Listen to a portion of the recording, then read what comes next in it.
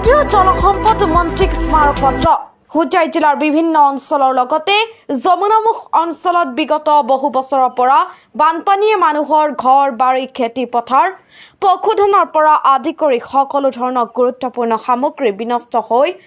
অৰ্থনৈতিকভাৱে অঞ্চলবাসী ধ্বংস পথলৈ গতি কৰি আছে। বানপানীৰ সময়ত জিলাখনৰ বিভিন্ন এলেকাৰ লগতে যমুনামুখ চহৰখনৰ দাঁতি কাষৰীয়া অঞ্চলৰ ৰাইজৰ সুবিধাৰ্থে আৰু বান মুক্ত কৰাৰ লগতে যমুনামুখৰ যমুনাগুৰিৰ পৰা কহাৰগাঁও পৰ্যন্ত আৰু ইয়াৰ সমান্তৰালভাৱে জিলাখনৰ বহু ঠাইত বৃহৎ মথাউৰি লগতে হোজাই জিলাৰ বানপীড়িত এলেকাৰ লোকসকলক বানপানীৰ পৰা ৰক্ষা কৰাৰ ক্ষেত্ৰত বিশেষ পদক্ষেপ গ্ৰহণ কৰাৰ দাবীৰে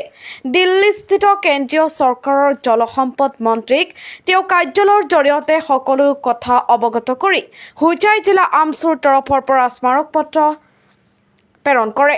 আৰু জলসম্পদ বিভাগৰ এটি তদন্তকাৰী দল পঠিয়াই সমস্যাসমূহ পৰিদৰ্শন কৰি সমাধান কৰাৰ বাবেও উল্লেখ কৰা হয়।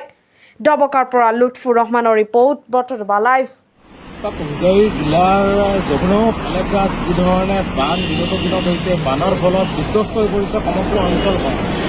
তাৰ সমান্তৰালভাৱে যমুনাগুৰিৰ পৰা কহাৰগাঁও পৰ্যন্ত যি এক মথাউৰি আছে, এই মথাউৰিৰ বাবে বৃহত্তৰ অঞ্চলখন পানীত ডুব যায়।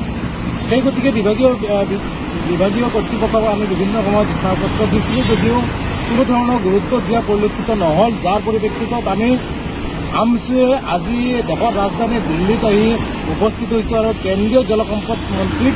আমি ইতিমধ্যে স্মাৰকপত্ৰ দিছোঁ আৰু এই স্মাৰকপত্ৰৰ জৰিয়তে আমি দাবী উত্থাপন কৰিছোঁ যে অতি শীঘ্ৰে এই যি স্মাৰকপত্ৰখন আমি ইতিমধ্যে দিছোঁ, এই স্মাৰকপত্ৰৰ জৰিয়তে আমি দাবী উত্থাপন কৰিছোঁ যে অতি শীঘ্ৰে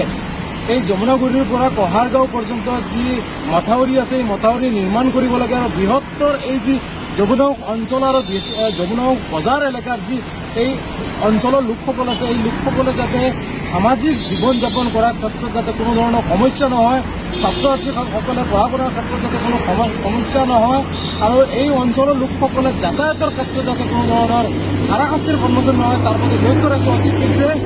এই যি মথাউৰি আছে, এই মথাউৰি নিৰ্মাণ কৰাৰ বাবে আমি দাবী উত্থাপন কৰি স্মাৰকপত্ৰ দিছোঁ আৰু আমি আশা ৰাখিছোঁ এই আমাৰ দাবীসমূহ পালন কৰিব আৰু এই লোকসকলৰ এই যি সমস্যা আছে, সমস্যাসমূহ সমাধান হ'ব।